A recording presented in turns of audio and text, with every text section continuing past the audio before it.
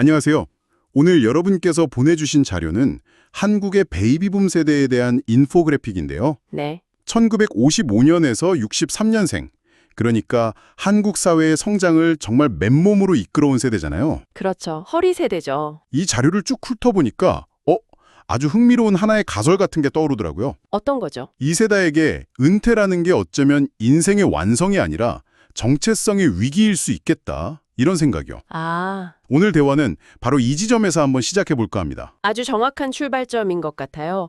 흔히 이 세대를 이야기할 때 뭐랄까 부양의 대상으로만 생각하기 쉽잖아요. 네, 맞아요. 이제는 좀 쉬셔야 하는 분들, 이런 이미지. 그렇죠. 하지만 이 자료 속 숫자들은 전혀 다른 이야기를 하고 있습니다. 안전망을 달라는 목소리가 아니라 계속 경기장 안에서 뛰게 해달라는 요구에 가깝거든요. 뛰게 해달라. 네, 이 세대에게 일이란 과연 무엇인지 그 의미를 오늘 함께 좀 깊이 파헤쳐 보시죠. 좋습니다. 첫 데이터부터가 심상치 않아요. 베이비붐 세대로서 사회의 역할 기여가 가능하다고 생각하나요? 네, 이 질문. 여기에 그렇다는 답변이 무려 83.6%입니다. 83.6%? 그러니까 지금 제 옆에 이 세대 분들 10분이 앉아 계시면 8분 이상이 나는 아직 할 일이 남았다고 외치고 있는 셈이에요. 허. 이건 그냥 소수의 의견이 아니라 세대 전체를 관통하는 어떤 거대한 함성 같은데요? 바로 그 함성이라는 표현이 딱 맞습니다.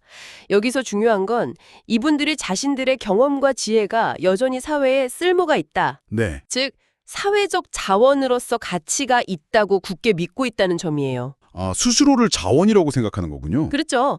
스스로를 소모된 세대가 아니라 잠재력을 가진 세대로 보고 있는 거죠. 이 강력한 자기인식이 바로 다음에 나오는 아주 구체적인 요구로 이어집니다.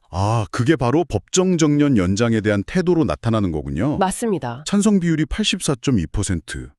와, 방금 본 역할인식 비율 83.6%랑 거의 쌍둥이 같은 숫자네요. 네, 거의 같죠? 이게 그냥 우연일까요? 아니면 여기에 뭔가 좀 숨은 의미가 있는 걸까요? 두 숫자가 거의 일치한다는 건 제 생각에는 이 두 질문이 사실상 같은 생각의 다른 표현이라는 강력한 증거예요. 같은 질문이다. 네. 내 역할이 아직 남았다는 생각은 곧바로 그러니 더 일할 수 있는 제도를 만들어달라는 요구로 연결되는 거죠. 이건 단순히 돈을 더 벌고 싶다는 생계 문제를 넘어서는 이야기입니다. 잠시만요. 근데 그 지점에서 한번 짚고 넘어가고 싶어요. 네네. 정년 연장을 원한다는 게 사회적 소속감이나 역할 때문이다? 이런 해석은 참 흥미로운데요? 하지만 조금 냉정하게 보면 그냥 돈이 더 필요해서 생계가 막막해서 그런 건 아닐까요?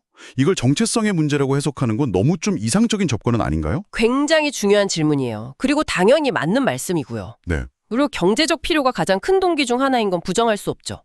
하지만 이 세대가 평생을 어떻게 살아왔는지를 생각해보면 문제가 그리 간단하지 않아요. 어떻게 살아왔는가? 네, 이들은 가정에서는 가장으로, 직장에서는 산업 역군으로 항상 역할을 통해 자신의 존재를 증명해온 세대입니다. 맞아요. 늘 무슨 부장님, 누구 아빠. 그렇죠. 그런 이들에게 은퇴란 수입의 단절 이전에 사회적 명함이 사라지는 경험이에요. 명함이 사라진다. 네, 내가 누구인지 설명해주던 모든 꼬리표가 떨어져 나가는 거죠.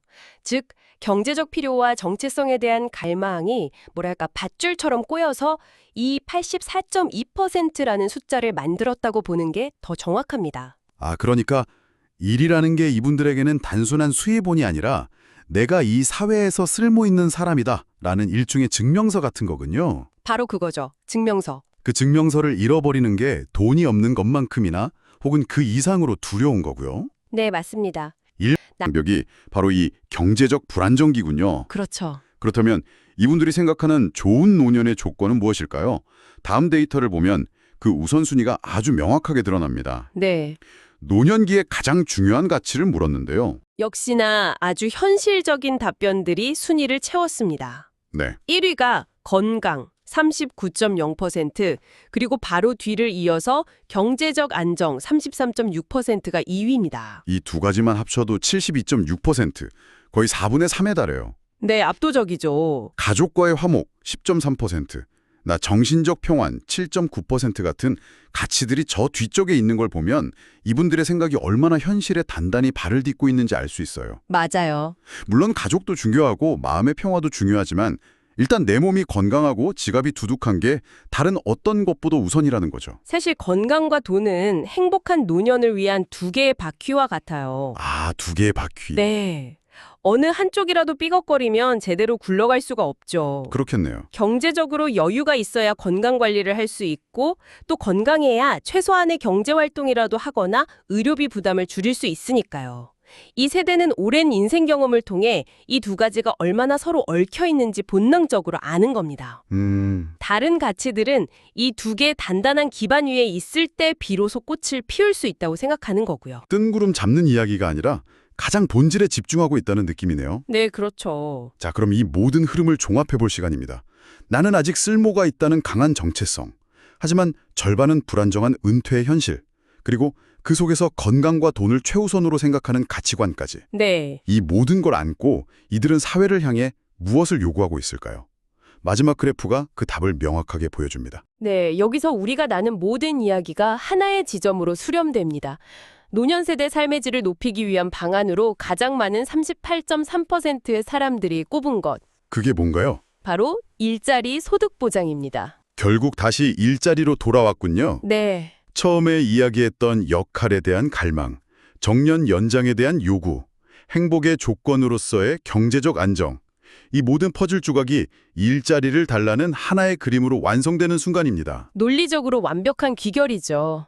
이들에게 일자리는 단순히 돈벌이 수단이 아니에요. 네, 그 이상이죠. 사회에 기여할 역할을 주고 경제적 안정을 가져다 주며 규칙적인 생활을 통해 건강을 유지하는 데도 도움을 주는 그야말로 세 마리 토끼를 한 번에 잡는 만능 열쇠인 셈입니다. 아, 만능 열쇠. 그러니 사회에 가장 강력하게 요구하는 것이 일자리인 건 어쩌면 너무나 당연한 결과예요. 그 다음이 건강보장 서비스 28.6%인 걸 보면 앞서 봤던 노년의 핵심 가치 두 가지를 사회가 시스템적으로 뒷받침해달라는 요구가 정말 분명하네요. 네, 아주 명확하죠. 그런데 한 가지 의외인 건 사회관계망 지원이 8.3%로 생각보다 낮다는 점이에요. 요즘 노인고독이나 우울증 문제가 워낙 심각하게 다뤄지니까 이 부분에 대한 요구도 클 줄 알았거든요. 그건 우선순위의 문제라고 봐야겠죠. 물론 외로운 것도 힘들지만 당장 다음 달 생활비가 걱정되고 몸이 아픈 상황에선 사람들과 어울려 여가를 즐기는 것 자체가 사치처럼 느껴질 수 있어요. 그렇겠네요. 현실적으로. 이건 정책을 만드는 사람들에게 아주 중요한 메시지를 줍니다. 노년층을 위한 정책을 펼 때 그들이 느끼는 가장 절박한 고통이 무엇인지 정확히 파악하고 자원을 집중해야 한다는 거죠. 네. 지금 이 세대의 목소리는 명확합니다. 일과 건강, 이 두 가지예요. 오늘 보내주신 자료 덕분에 베이비붐 세대라는 거대한 집단의 내면을 아주 깊숙이 들여다본 기분입니다. 네, 정리하자면 이들은 더 이상 수동적인 부양의 대상이 아니었어요. 전혀 아니죠. 10명 중 8명 이상이 여전히 사회에 기여하고 그 역할을 계속하기 위해 정년 연장을 원하며 행복의 최우선 조건인 경제적 안정과 건강을 이 일을 통해 스스로 지키고 싶어하는 네, 아주 능동적이고 현실적인 세대였습니다. 맞습니다. 이들의 목소리를 한 문장으로 요약하면 우리를 먹여 살려달라가 아니라 우리가 계속 일하게 해달라라는 거죠. 그 말이 확 와닿네요.